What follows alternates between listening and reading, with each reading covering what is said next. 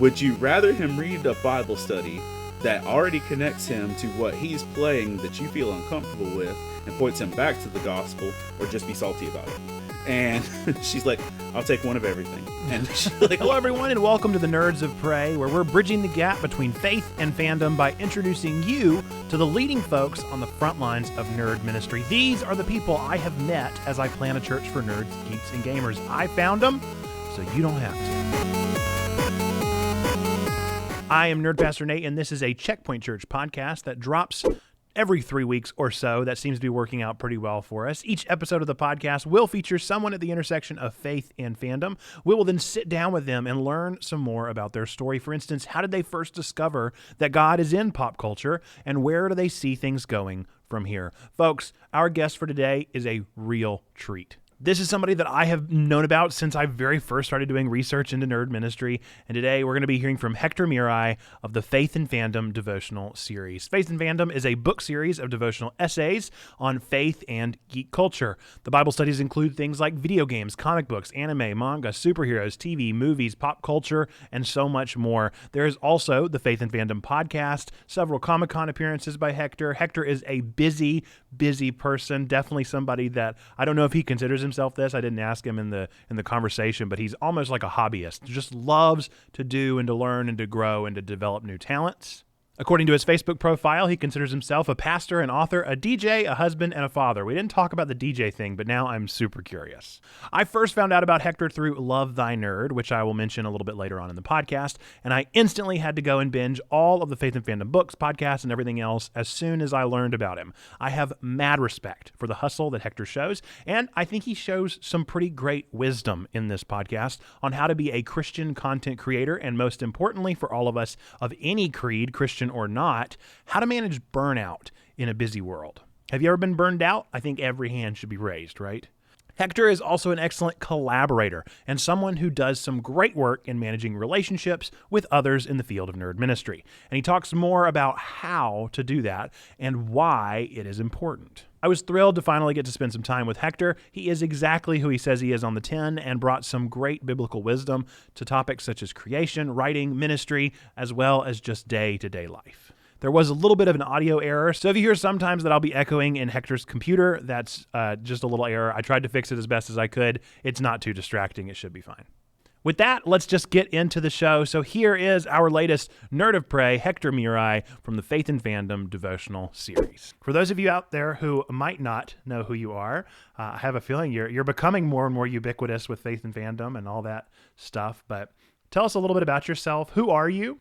And where are you currently? And I normally ask that both physically, where are you? And then also, where are you on social media? My name is Hector Miray. I'm a pastor in Lumberton, North Carolina. Before that, I ran a Bible camp, and then after that, I worked in a collegiate ministry for 11 years. But I've been pastoring the church I'm at now for 6 years. It's been a good, I've had a big variety of ministry, and I've really enjoyed all of it, how it's gone down so far. I'm in Lumberton, North Carolina. Lived in this region outside of traveling for camps and stuff most of my life. On social media, I'm Hector Miray on Facebook, and then the Faith and Fandom page is facebook.com/Faith and Fandom, and Instagram and Twitter are Faith and Fandom, all spelled out. The more and more I'm asking this question, the more and more I'm discovering that the answer is that every nerd is a melting pot.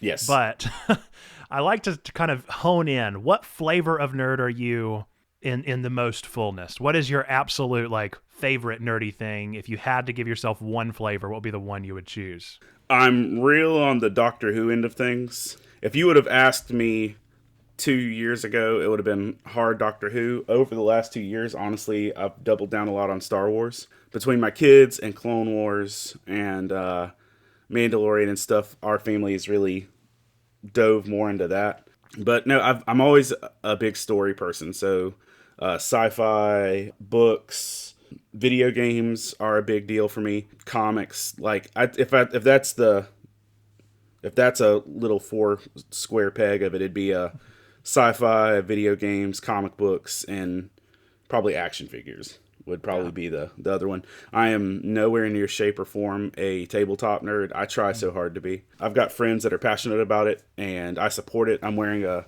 Columbus Got Game shirt, which is like a tabletop ministry in Georgia. I love people like Mike Perna that do the tavern and stuff like that, that are about that tabletop life, but it's just never played into my world. Yeah, I'd say that's my big stuff. Like, I have a kid named after a Doctor Who character and a kid named after a Firefly character. Yeah, so definitely big into that story, and I think that's awesome that you make it a part of your family, and I think it's a great cycle because most of us probably link it back to being children and being nerds growing up in the comic book shop and at the arcade and that kind of thing. So let's kind of flash back. Let's flash back and say, where did your nerd journey first get started? Where did all this begin?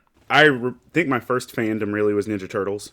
I remember sitting on a summer day in front of the giant wooden box TV that looked like a whole cabinet by itself, sitting on the carpet, sundown in the summer, and watching Ninja Turtles intro come on the screen for the first time. And at that point, I'm like, okay. And I went from that to once like Fox Kids really started doing like the X-Men cartoons and stuff like that, and Batman the Animated Series. Like, I found a local comic book shop, jumped in there.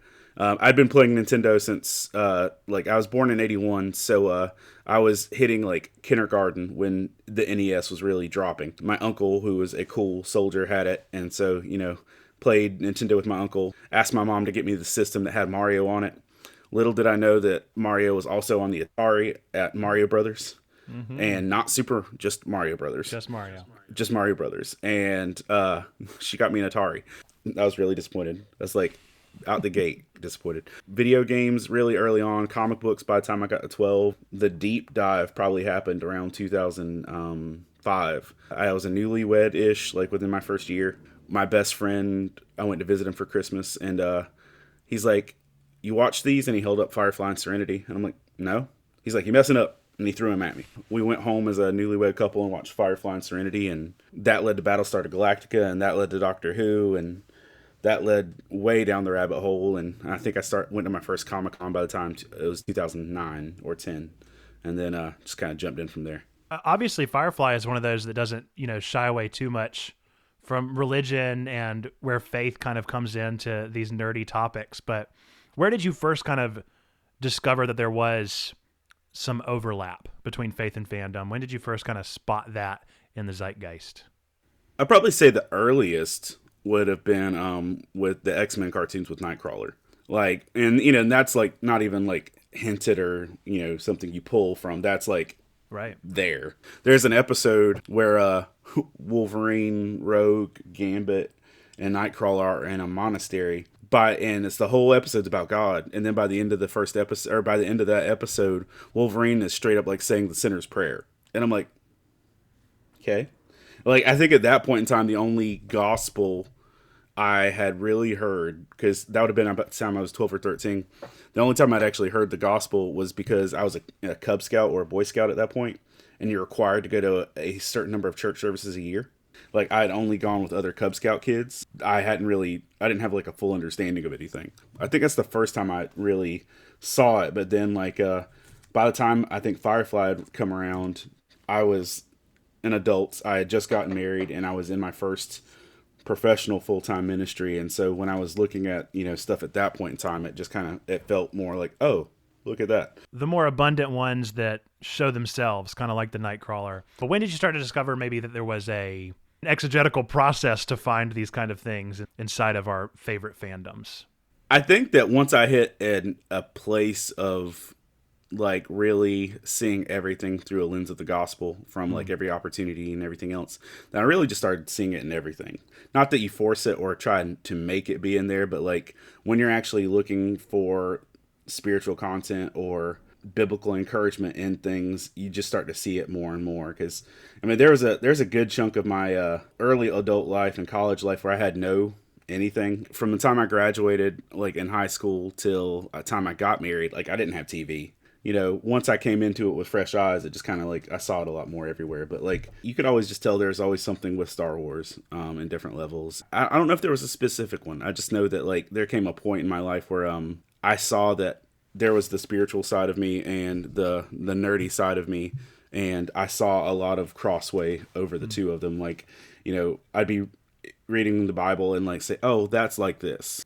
Think of like, that'd be a good illustration, but I could never use that on Sunday. Yeah, so I think I've heard you in some other podcasts or YouTube videos or something where you talk about how your family all knows that when you get the notepad out, when you're watching something, that you've got some notes to take, you're writing down thoughts on these shows you're watching, and you're just figuring them out. Did Faith and Fandom get started like that? Is that kind of an antecedent thing that's come along now? Book one, what are you doing? Are you taking notes on shows constantly? Or was it just kind of I'd written so much already, it's time to compile these things? It started with and honestly, it really did kick off with Firefly, where the first book was actually going to just be a Firefly devotional. I was watching Firefly. I really loved it. I loved the characters. Shepherd book was like a really big encouragement to me in a lot of ways. I had this notion of like, I'm going to write a Firefly devotional, and it's going to be called By the Book, A Shepherd's Guide to Firefly.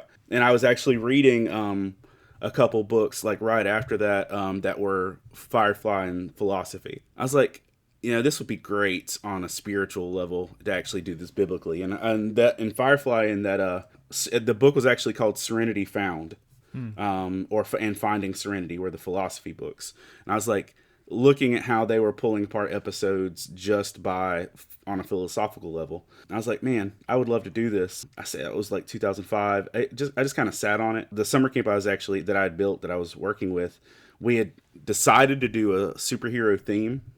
And I'd got up with our local comic book shops. They had donated a ton of posters.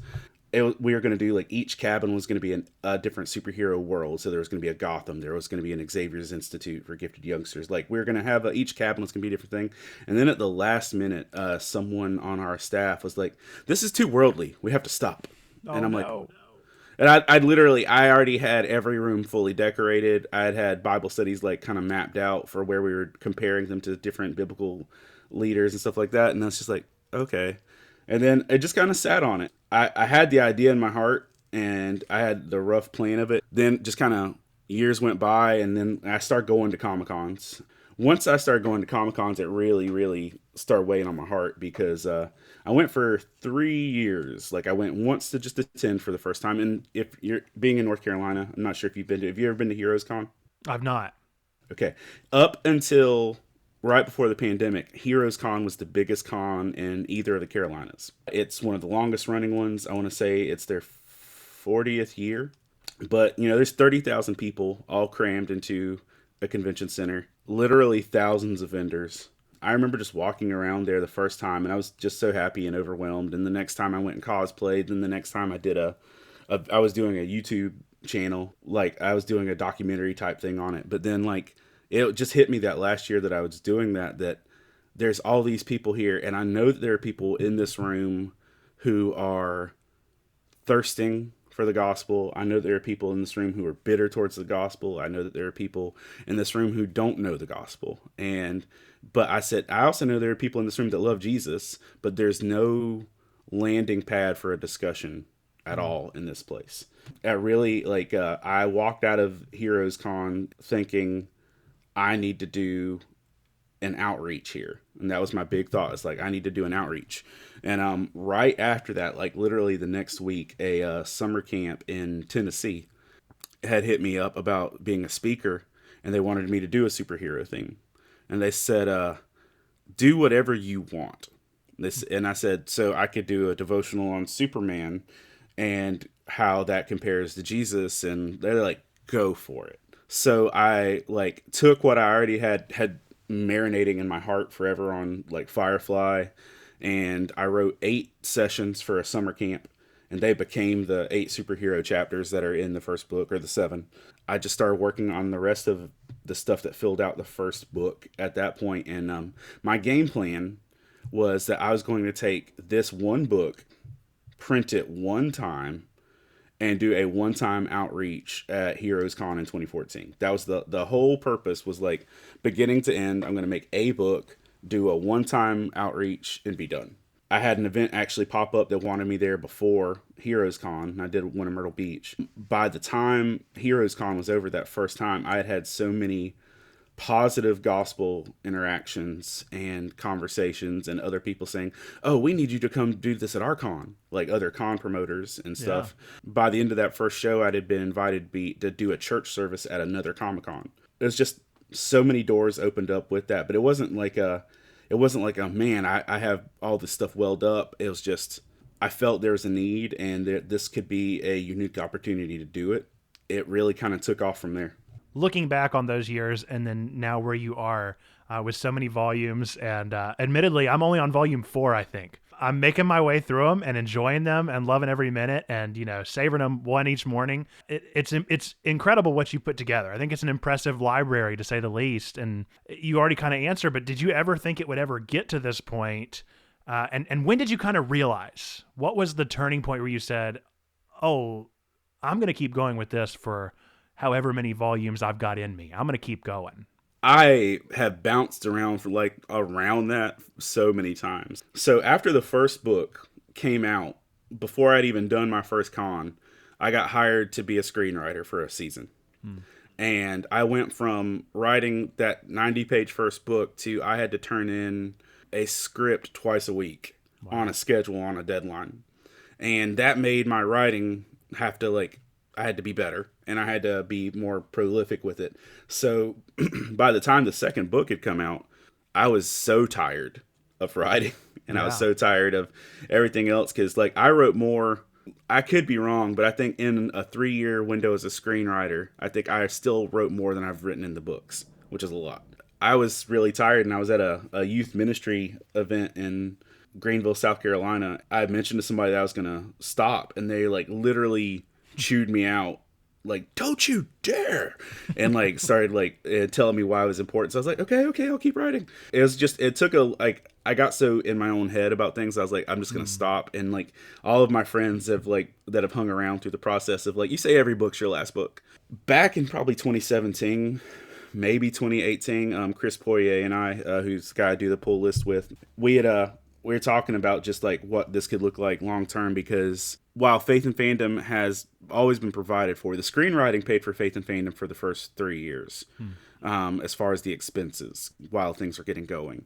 But the more books that come out and the more cons I travel to, by the end of 2019, I did like 28 shows in a year. And not every show is even cost breaking. A lot of this times it's just, you're doing this at the cost of just being able to share. It was starting to, like, financially affect my family, because I'd have some really great shows that would cover all the costs, and then I'd have some shows that were big gambles, and then, like, I'd literally have to come home to my wife and say, "Hey, so we're out on this." And I was starting to really reconsider what that looked like, and the long-term plan was to, because we still wanted to do something to be fruitful with it, was that we'd build a website, and I'd keep writing there, and I'd go to an occasional con, but I'd stop trying to be as active in it as I was. We threw that out in, like, 2017, 2018. Didn't really do anything with that until the pandemic, because it came to the point at the end of 2020, and, like, I've hated how few shows I've been to, and wanted to do something with still making these available to people that might be helpful. So put them all on the website. We put a website together and spent a couple weeks putting all the devotionals individually on the website so people could access them. I feel really good with that being a resource. I don't know that I'm not intending to stop right now, and I don't know that there's a definitive end game, as long as it can be fruitful and I'm doing this for where God's leading me and not because I'm stubborn, because that does happen, that I'll do something out of, sure, I don't want to give up, but I know that things are seasonal.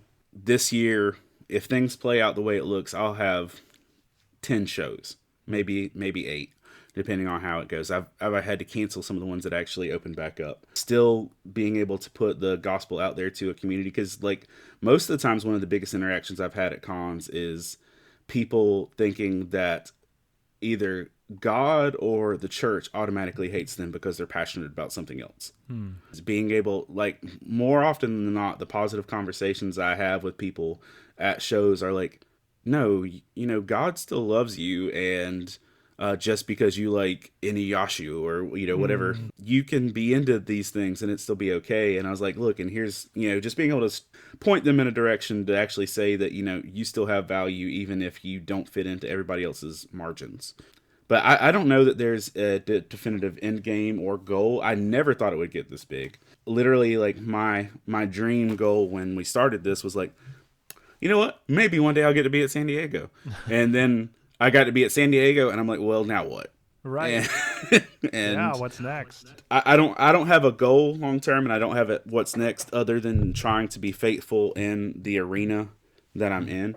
And honestly, that's changed a lot just over the last year with my pastoral life because I'm not going to say I was halfway doing it, but there was a lot less required of me because of what our team. My pastoral staff is a team.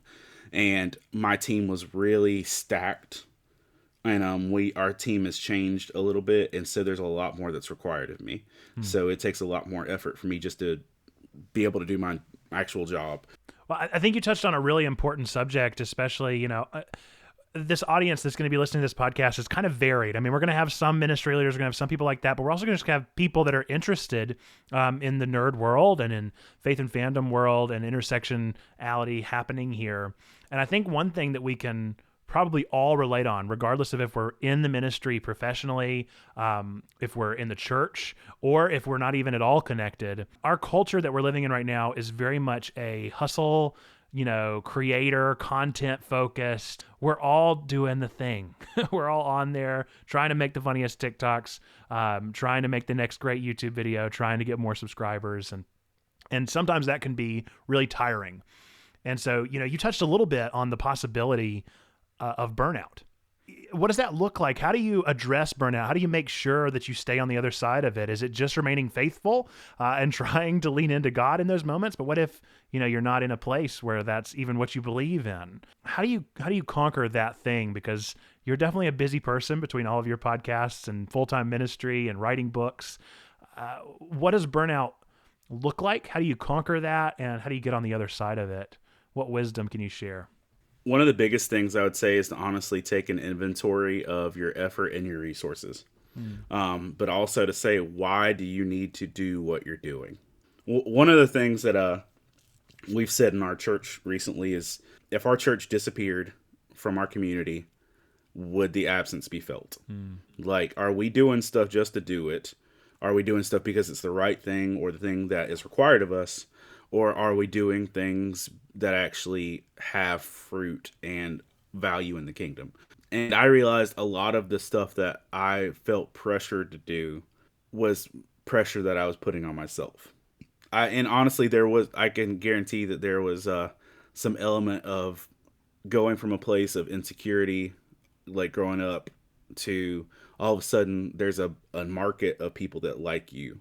And we all find that, whether it's in validation from a work experience, from a church experience, from a relationship experience, where we're doing things for validation to have a better sense of worth in ourselves. And if you're ever in a place where you feel like your productivity is equating your value, you're close to burnout. If you feel like you can't step away from what you're doing without it falling apart, you're close to burnout. That's one of the things is like when you feel it's an obligation and you feel like this is going to absolutely has to happen. When it feels like that mandatory, obligatory thing of this has to happen or else. Because at the end of the day, 90% of us in work, ministry, or anything else, if we step away from what we're doing, there may be a speed bump, but ministry will continue. Yeah. If I disappear off the scene, there will be someone else doing what I'm doing. Because one of the biggest things that surprised me is like when Faith and Fandom started, I had never heard of another ministry doing anything geeky. Yeah. Like at cons, I didn't know it was a thing. I didn't know other people did it. And then like literally every show I did, oh, well, do you know these guys doing this? Or in the first show I did, somebody said, oh, do you know about the geek church at XCon in Myrtle Beach? Or do you know about the folks doing Bible study at Dragon Con? And I'm like, what's a Dragon Con? And like I didn't know any of these things. But there were people all around. I think if you measure out your life as a resource and you feel like you're putting too much of it into one place that isn't healthy, one of the things I have to remind my team and the people I serve with all the time is that rest is a commandment, not for God's benefit, but for our benefit, because He knows we need it. And a lot of ways we work and grind as adults like tired toddlers that need to be put down for a nap. We need rest so we can refocus. And that's the thing, like 2019, I had reached full burnout. 2019 was my best year and my worst year all at the same time, because I got everything I air quotes wanted. I got an award for 40 under 40 of being like a community person, like most active in my age. I got to be a guest at San Diego. I got to do all the things. I published like 2 books that year, and all the things that were happening. I did more shows than I'd ever done, and I was miserable. I literally got everything I wanted, and I was miserable because I was seeing that I'd gotten really blind to the fact that more doesn't equal better. Yeah. And that I was so spread out that I was burning myself at all ends. Like, there was a Sunday where I left my church early to go to speak at a Bible camp 7 hours away, and then left the Bible camp early to go set up at a con that weekend. And it's just like, I was like, man, I'm not putting anything in, I'm not putting all of me into anything. And that's Colossians 3:23 is one of my favorite verses, and one I often forget, is that, whatever you do, do it with your whole heart. I was putting, not for God, but as not to men, but for God. And I was putting a lot of my discarded chunks of my heart into things instead of my whole heart. And I was like, it's better to be able to do a few things really well than to try and do all the things. Yeah. And I'd reached this point in 2019 where I was writing the intro for book 7, and the intro for book 7 was like, I quit. I'm done. I'm so burnt out. I'm tired of everything. Everything sucks. It literally read like the book of Lamentations or Ecclesiastes, where everything's meaningless. It's like I had an intro to the book that was like that. And I said, I'm going to do every con in 2020, and then I quit. I was like, I'm going to go out with a bang and quit. And then 2020 happened. I'm like, oh, I took a nap. Yeah. It's good. I'm better now. now I'm just learning, like, and my family and I are watching it, like, we're seeing as we're getting opportunities to do different things, like with camp speaking and cons, stuff like that, of like, I don't have to say yes to everything. Just because the door is open doesn't mean I have to walk through it. Like, GalaxyCon is now the biggest con in North Carolina. I was supposed to be at GalaxyCon in 2020, both of them, and I wasn't, because they didn't happen. And then this summer, a couple weeks ago, I got an email from GalaxyCon saying, hey, we're going forward. Do you want your space? And I'm like, looking at my calendar and looking at my family and what we're going through, and I'm like, no, just put me down for next year. My wife like clapped for me for like just saying no. But I think if you have an anxious level of compulsion about getting anything done, you're near burnout. Yeah, it's really interesting. So Seth Godin has this idea of, should you be a blogger or should you write books or should you do both? And what do they do differently for us? Talked about how books, they might not have as far of a reach, but they do have a kind of permanence to them. They're located in time. They're physical, tangible. You can see them, and they mark a moment. It's interesting that you say, I haven't quite gotten to volume 7, but now I'm kind of anxious about it. Getting there and reading that forward, I wonder if looking back. The forward's different now too. Oh, good. You changed it. I'll find an old printed version, see what I can do. And that's the thing. Like, I forgot to change the forward. And I was about to send it to print, and I'm like, wait a minute. And I went back and read it. I'm like, oh no. I'm sure in a way, it must be kind of humbling to look back and to see yourself and to know, oh, well, book 1, that was the Hector that wrote this was a completely different one than is right now. And so I wonder, is there anything to that kind of timeline? Do you view these as kind of milestones and landmarks of where you've been and where you've come from and where you're headed? It does read like a scrapbook, because some of these things are things that I've gone through, or that, I know where I was at seasons in life. Whichever book, I think it's Moana's in book 4, maybe. But like there's whenever you get to Moana and Kubo, like there's two different chapters with those. Like those were things where I'd lost my parents, and in writing about them, like maybe not Moana as much. I just think that was the same season. But like I remember with like Kubo writing about that, like I was sitting at my kitchen counter ugly crying. Yeah. Like as I was typing it. Like I processed things doing that I hadn't processed before. Or maybe it's book 4 as well. I literally these kind of blend together after a point. But there's a chapter on Halo 5 and toxic relationships. I had honestly gotten myself into a toxic friendship that was really unhealthy for my life and ministry. So like when I look back at these, like I have my own cringe moments of like, ugh, remember when you were doing that? That was terrible. Like when you were going through this, or it really is like looking at different seasons. And so when I'm looking back at these things, it's like I am a completely different person in perspectives and what I was going through, but it really serves as a good reminder of where I've been and what that looks like. Because some of these I'm like, yeah, I don't know if I would write this again. But I also don't want to take away from that because I totally was in that place. To kind of touch on something that you spoke about whenever you were sharing something about con culture and helping people to see that their fandoms, their things that they love, that they're passionate about, don't necessarily replace their love of God. They don't try and triumph over it, but they can exist in tandem. I think that's one of the trickiest parts of this kind of ministry and of this issue, is that a lot of people on the outside of this sphere look in with some disdain and some judgment on, satanic panic culture and on D&D and tabletop and all that stuff. I mean, they have expectations. And so the way I normally ask this question is, do you believe that God can use fandoms for good? And almost everybody, I'm sure, thinks yes, that I'm going to be talking to. But what do you do to provide that foundational understanding and to explain to the naysayer who says, you can't use fandoms for good, or God can't exist alongside with these passions? How have you come to justify that in your life and define God in the midst of those things? So more often than not, most of the tension or pushback I get are from the church community more than the secular community. The secular community is like, didn't think about that. Right. And then they're like, okay, let's talk. And because usually I'll do a panel if the schedule allows and the con is open. I'll do a panel just about this, about like how you can actually find spiritual themes in God in your entertainment, and like talk about it with people. And it's a good dialogue, and 90% of the people that are in that panel are usually not believers, which is fun. It's a really fun conversation to have. But for the folks that usually are naysay or hesitant, I usually just point out the fact that one of my go-to stories is Paul and the unknown God.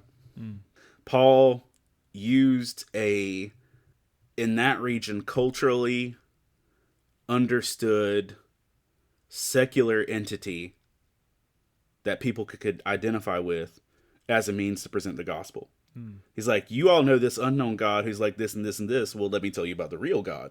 And like literally used it as like a segue to do that. And we also look at Jesus's teachings of like, how the percentage of Jesus' teachings that are parables. He told them stories that they could connect with and identify with to bring back to a biblical truth. Basically, in a lot of ways, Jesus's parables were memes of that culture. And in the best way possible. I think we see a biblical precedent all over the place of using landing or launching pads of things that people culturally or socially understand as a way to bring out the truth of the gospel. From Paul with the unknown God to Jesus with parables. I think it's the level of just making a story that can be connected with. And if you can connect with somebody over something small that they find passion in, then go for it. It's like most of the people that would ever have a problem with this wouldn't have any problem with a sports ministry. You would have no problem if you had a football player, an NFL player come in here and tell some athletes about Jesus through his stories of athleticism. These stories are no real difference. One of the big things is like I'm telling adults and church leaders and naysaying folks in general is like, look, None of this is meant to replace what you're doing or get in the way of it. This is simply to point some people that might not see it to the gospel. Because if they're involved in these other things, this might be a way to do it. I don't normally set up at Christian events because that's, there's a lot less lost people at Christian events. Sure. But there was a concert in my town, like a mile from me, and I was asked to set up. It was like, it was like Building 429 in New Song or something like that. And a local college rapper in our area. I set up there, and it's like K-Love's got a booth, and down the line it's just like, okay, this isn't my bubble, but cool. And I had a mom come up, and I have a sheet on my table that lists every subject matter that's in each book individually. So you don't have to flip through it. You can literally just scroll and say, oh, this. Yeah. And in the first book, there's a Grand Theft Auto chapter, and it's barely a Grand Theft Auto chapter, but it's a Grand Theft Auto chapter. This was if you've been around gaming at all, Grand Theft Auto 5 has been released like 12 times since this book was written. What's really crazy to me is that the book 1 was written in 2013 and we're still releasing Grand Theft Auto 5. I'm like, okay guys, this one game has outlasted my entire run of ministry with this. I had a mom come up to me at this Christian event and say, how can you have a Bible study on such sinful material? And she had like a 14-year-old son with her. I said, ma'am, I'm going to go out on a limb here. It's really sinful material because your 14-year-old plays it. And she said, yes. I was like, and that's a MA game. That's a mature game, meaning you had to buy it for him. She's like, yes. I was like, okay. So you bought him a mature game that you're uncomfortable with him playing, and so you have a sense of guilt on the fact that he's playing this. Would you rather him read a Bible study that already connects him to what he's playing that you feel uncomfortable with and points him back to the gospel, or just be salty about it? And she's like, I'll take one of everything. And she like walked away. And that was the thing. It's just like, we often get so salty at secular content for being secular when we want the world's content and the world's attitudes to live up to biblical standards. The only thing that lives up to biblical standards is the Bible. If we're holding any other form of entertainment, medium, sports, or anything else to that, it's going to let us down. Even if you look at the parables in the Bible by biblical standards, they don't fit biblical standards. Yeah. If you did a honest depiction of the Good Samaritan, you wouldn't be able to show it in church. If like these stories that we tell, we just think we sugarcoat them. The horror of what, the flood would look like in a reality. That's like, y'all, this is serious stuff. I was like, we can use these stories and point back to the gospel. And I'll say this, most of the interactions I've had have been honest and inquisitive. I've had some people just like literally be bitter towards it, and usually those conversations work out. I've had one dude flip my table once. Oh, no way. Like a dude literally just walked up and flipped my table over and didn't say anything. He just did it, and security dragged him out of a con. For the most part, it's been a good dialogue, and sometimes, I'll be like, you know what, you're right, I'm with you. And one of the things I always point back to anytime I'm doing with any of this stuff is Romans 14. Is when Romans 14 is the best passage in scripture to me about how you deal with your own convictions. It's a lot of Paul talking about, food and things like that. But the bottom line is, if you have concern about if it's appropriate for you, if you're concerned about it, it's not for you. If it's discouraging to you or it causes you to stumble, it's not for you. If you have opinions about things, keep them to yourself. One of the phrases that Paul really throws out there is like, at the end of it is like, be careful you do not condemn yourself by what you approve. And, I've had conversations where people are like, I'm writing about this. That doesn't mean I'm condoning everything in it, or I'm just trying to connect with people on something familiar. But the reality is that there's some stuff that I'll write about that other people can't watch or be a part of without feeling conviction. And if that's the case, then by all means, if me writing a Bible study about Game of Thrones tells you that's not me telling you need to watch Game of Thrones. That's me telling you, if you watch Game of Thrones, then this might be something to help you. Also, just the biggest thing is like, if you have to feel divided in what you're doing, if you have to feel like whatever you're doing is something you have to hide, or that you don't feel comfortable being part of all of who you are, you don't need to do it. And like that's the thing, and this is the same example I've always used is like when I did not feel strong temptation or anything like that, and when I watched through Game of Thrones with my wife, but I can't watch Two Broke Girls. Two Broke Girls causes me to stumble more than Game of Thrones did, and so I'm like, it's just like, you know what, I'm not watching that. Like, and that's my thing. Like, sure. I know where my line is, what causes me to stumble or what discourages me, and it's like the same thing. You don't listen to gangster rap when you're angry. It's not helpful.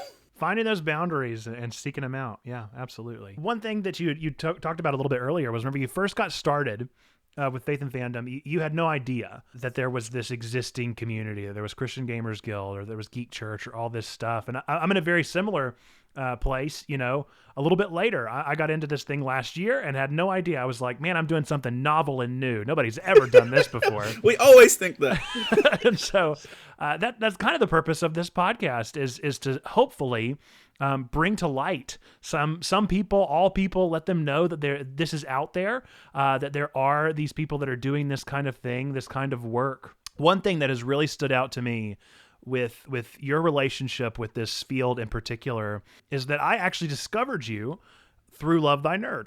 Whenever I was listening to some of their stuff and had found them, and since I found them, I found other groups like, I found your pull list, I found Derek White, I found MinMax, I found Mike Perna and Inroads. Derek White's and the geek preacher, right? Correct. Yeah, I was about to say, yeah. Like, I mean, that dude, he's been doing this longer than I think I've been alive, and it's just like, yeah. It's crazy. It's crazy. It really is how broad this is. That you really do work in a lot of spaces with a lot of different cons and a lot of different communities. You share your information, your podcast, and all your stuff with this, a lot of different people. What are your thoughts on this kind of collaboration? Because the church as a whole is not very good at this, if we're being totally honest. Like we're pretty protective. We put up boundaries between churches and we want our church to be the greatest and we don't collaborate. But the nerd sphere seems to be pretty good at collaborating. So, what are your stances on that? And how do you make sure that you maintain an openness to this collaborative nature? Is that just natural for you, or is it something that you really have to work on? Well, I'm like, honestly, like, it's kind of like what you're saying too. You've got this new novel thing. Like the first time I saw somebody else doing this, like on a very similar vein, I'm like, the crap, guys. Like, I was like, that's my thing. There's a guy who invited me to be the speaker for the Geek Church in Myrtle Beach. He actually was really bitter. I think there might have been something in book 2 about that. He wrote like a guest chapter or a foreword or something where he found out about me and was angry. He was actually running a church out of a comic book shop, and he thought he had invented geek ministry. It's that thing of like, I have to always put myself in check when it comes to the Holy Spirit in terms of how I react to other people's stuff. You rejoice with those who rejoice. And, if there's somebody else doing something similar to mine, I don't need to be salty about it, because there's going to be people they reach that I never do. I'm not going to be everybody's flavor, and I need to realize that, God bless them if they're doing good work. I remember sitting in a church meeting when this might have been pre-Faith and Fandom, but I was an associate pastor at a very traditional conservative church where the congregation was predominantly elderly, but I was their college pastor, and the college ministry and the church never intersected. Like, we even had our own separate building. Like, college students came on Thursday, never made it to Sunday. And so literally 2 separate worlds. There was a church that was getting planted, literally a golf ball hit from us. They wanted us to sign off on them as their partnering church. This was in one of those church meetings, and someone said, "We got enough churches. We don't need more." Literally, like, what if they take our people? Was the attitude. Now, just like every time I catch myself being remotely jealous or shady or salty about it, I hear that little old lady, and I'm like, "Shut up, Hector." Just be quiet. But I think honestly, if we're operating in the right spirit, then we're not going to be that way. Because the dudes that Nathan Marchland and Eric that do the 42 book series.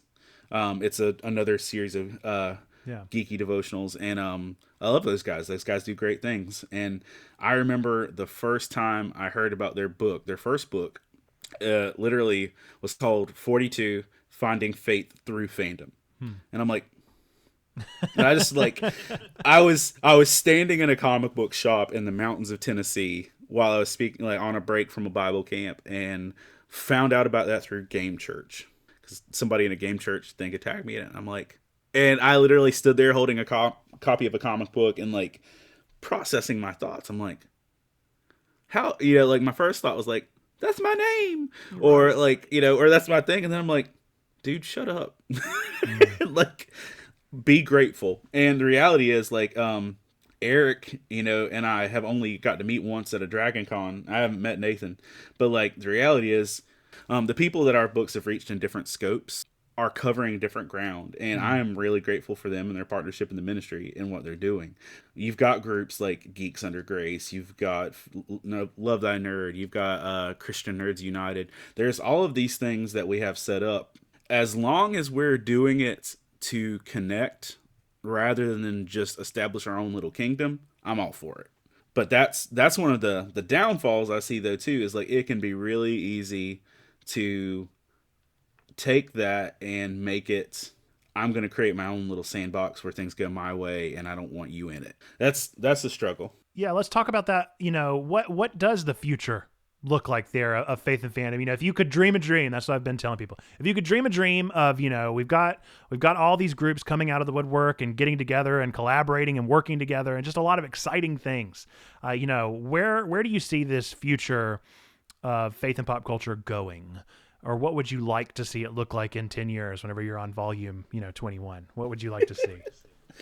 I would just like to see when a group or an organization or an individual can comfortably know what their lane is and operate in it, I think we're all in a better place.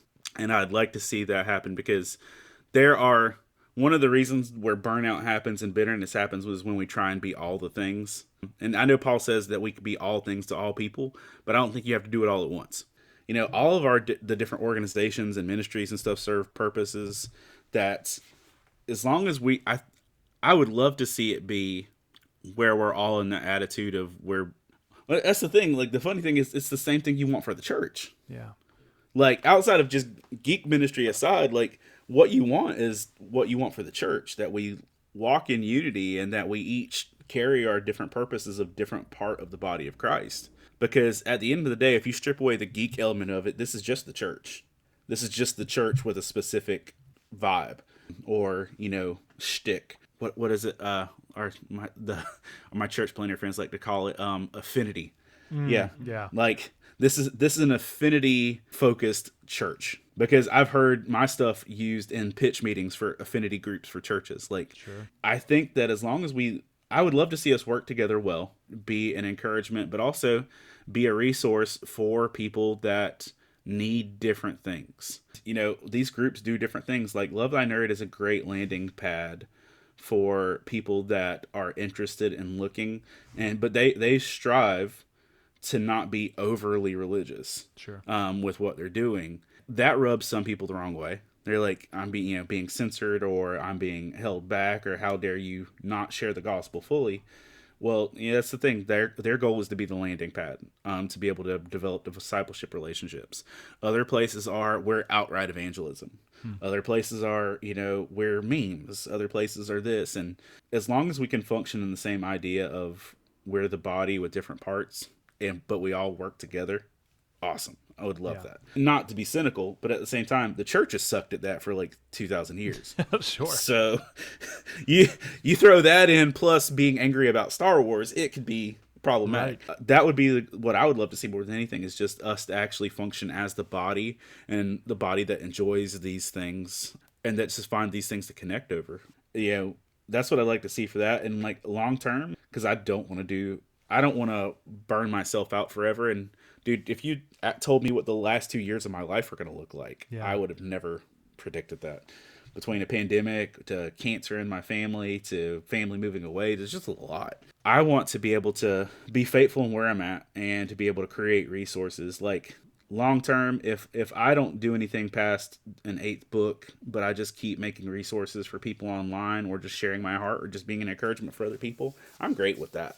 Because there will be a time for other people to go beyond me and lead beyond me and do things I'm not doing, because I'm not a pioneer. I'm just doing something that God laid on my heart. One of the most encouraging, discouraging things to me in the Bible, you know the passage that where everyone's like, they always quote it, and there's like a Mercy Me song of like, who will go for me? Who, like, yeah, here am I, Lord, send me. The thing is that if you look at that whole passage in context, when he said, here am I, Lord, send me, the next thing God told him is, I'm going to send you, but they're not going to listen. It's like, I'm asking you to go, I'm asking you to do the work, but you're not going to see the fruit that you expect. One of the biggest things is like, as long as we can do what we're doing with the intention of obedience to what God calls you to is the outcome you're looking for, not a fruit of something else, then we'll all be awesome.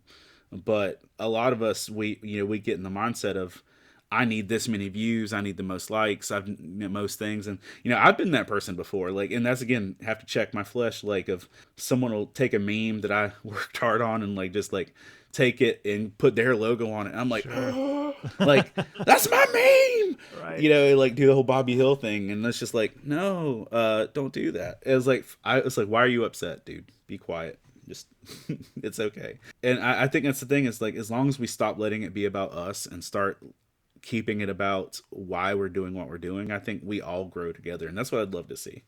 Absolutely. Well, a very hopeful message, a humble reminder that what's ahead of us may not feel hopeful, but we're here. We are here. Here we are, Lord, doing the best we can. So as we kind of come to a close and wrap things up, I like to always end these with some recommendations, because you never know who's heard of what and who's watching what. What are you watching right now? What are you playing? And what are you reading? And to go ahead and clarify, audiobooks certainly count, because I know some of us are paper readers and some of us would rather listen.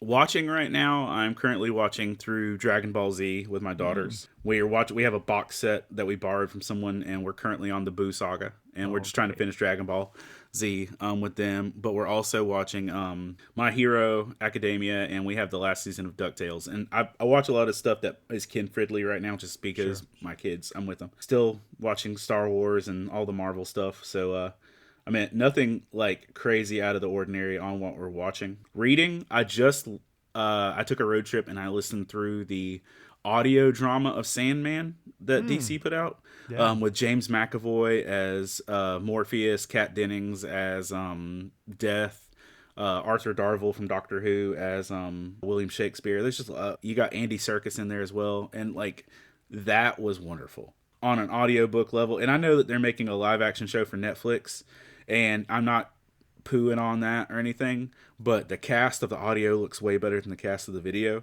James McAvoy's acting ability when there's nothing on screen is so good. So I'm reading that, or I read that. I'm currently reading a book called Drop the Stones by Carlos Rodriguez, which is a thing about looking through everything through the perspective of the woman caught in adultery, and how that applies to it's a very much a church leadership book. It's also just really good for biblical walks in general. So I'm reading through that.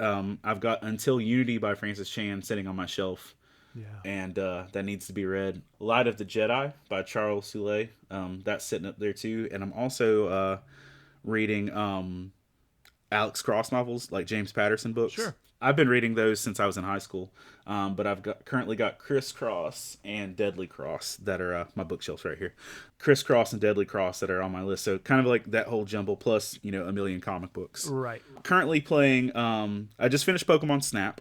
That was delightful, just fun and chill. Made me actually get out a camera and go take pictures in places in real life. Playing through Resident Evil 8 Village, Resident Evil Village. Yeah, playing through that, but I do that in small doses. And then Assassin's Creed Valhalla, which to me is 100% the game of the year for 2020. It was the best Assassin's Creed to me. It's one of the most fun game experiences I've ever had. Assassin's Creed Valhalla just dropped an expansion pack. Oh, good. More time, more hours in that game. Yeah, and so I'd forgotten it. I had paid for it when they announced it and forgot that I had paid for it. And then I didn't want to play Resident Evil when I had them on me yesterday. I just wasn't in the mood for that. And then I was like, oh wait, that's there. So I started playing that and the Wrath of the Druids. So it's really funny though too, because playing through that, one of the first things you're doing is dealing with church stuff again, which is one of the things I enjoyed a lot about Assassin's Creed Valhalla. There's a lot of Christianity, even if it's pokes at it, there's a lot of presence of it. There's the king in the storyline is an Irish Viking that's become a Christian. And so there's some fun storyline with that as well as there. But I'm only a couple hours into that. Very cool. I'm currently watching the show Eden on Netflix. It's a new cell shaded anime that just dropped, and it's pretty good. It's cute. It's lighter hearted than I expected. Definitely like very family friendly. After watching Love, Death, and Robots and stuff like that, it feels very lighthearted. Did you watch season 2 of that? I did. It's so good. Is it so better short. than season 1? No, I wouldn't say better. It's so much shorter, Okay. and that's like the biggest bummer. There's only 8 episodes rather than the like 20 that was in the first volume. Okay. And I would say it has a very like percentage. It's the same thing. Like there are just as many gems proportionally, and there are just as many like, hey, that was really good, but not like life changing. And then others that are like just real strange, but you can't help but love them. It's a good mixture, and I just love the animation. But going from that to watching Eden, definitely felt more family friendly.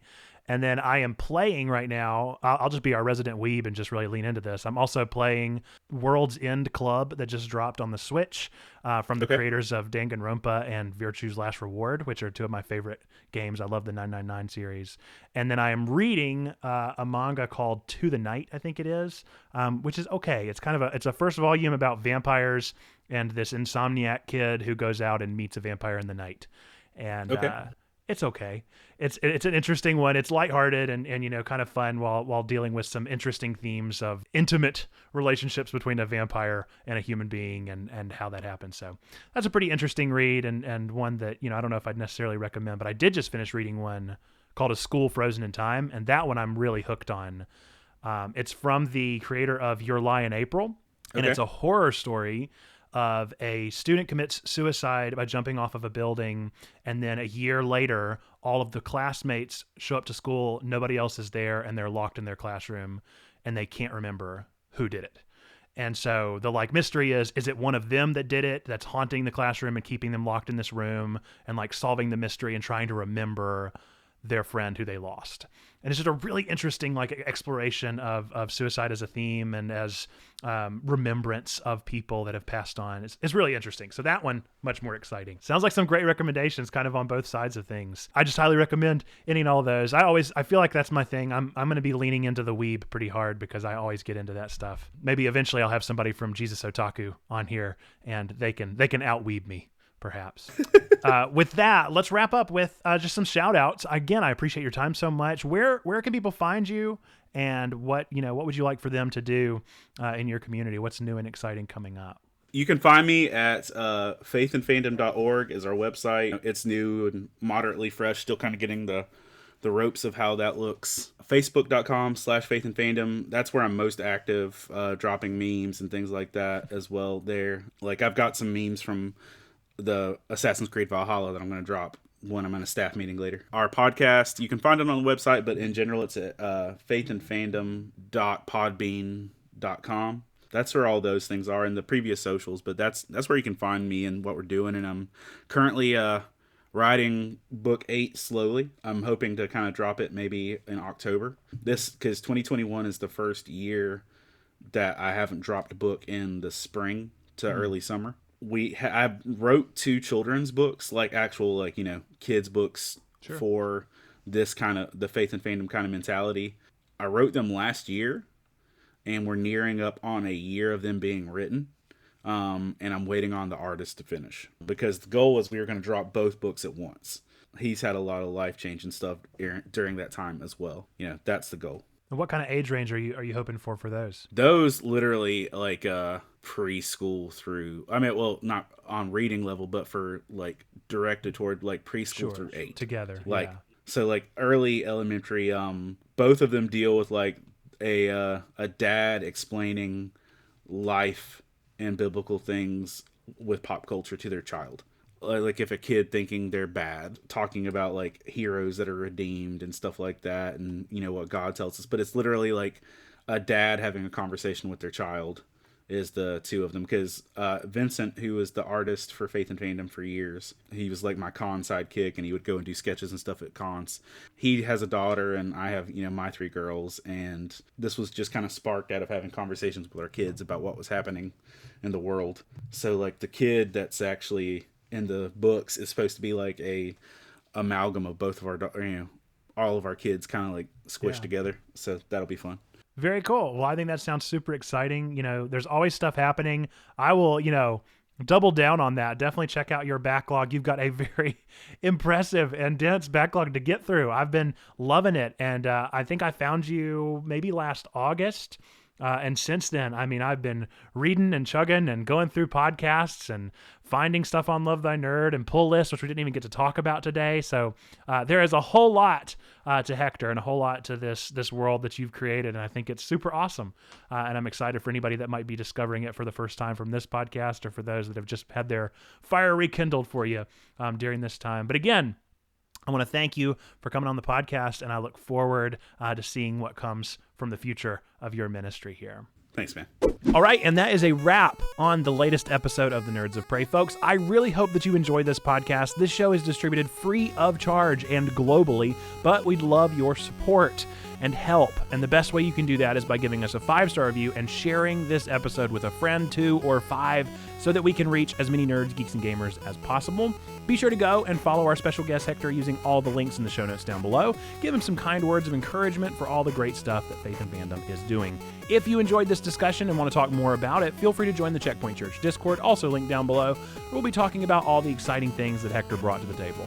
Not to mention that this episode did actually premiere live on our Twitch channel, so if you're not already, be sure to follow twitch.tv/checkpointchurch to make sure you catch the next episode and discuss it live with our other viewers. Our next episode is going to be dropping 3 weeks from today and will feature the blogger of Hoot and Howl and queen of geeky Christian Twitter, Shanine Thompson. Looking forward to that, and thanks again for giving us a listen. If you have any recommendations or would like to be considered as a future guest on the podcast, be sure to submit your name and biography to checkpointchurch@gmail.com. Nerds of Prey is recorded, edited, produced, and distributed by Nathan Webb and Checkpoint Church. The Checkpoint Church podcast is the hub for all of our podcast sermons and special projects. To learn more, go to checkpointchurch.com or send questions to checkpointchurch@gmail.com. Remember that we believe these 3 things to be true about every single one of you out there listening, regardless of where you might be with God. Number 1, we firmly believe that God loves you. Number 2, we love you. We want community with you. That's why we're doing this thing called Checkpoint Church. And number 3, you matter. You are a person of sacred worth. The world is a better place. Why? Because you are in it. That's all for this one. I have been your Nerd Pastor Nate, and this has been the Nerds of Prey. Special thanks once again to our guest, Hector Miray. Until next time, folks. Bye-bye!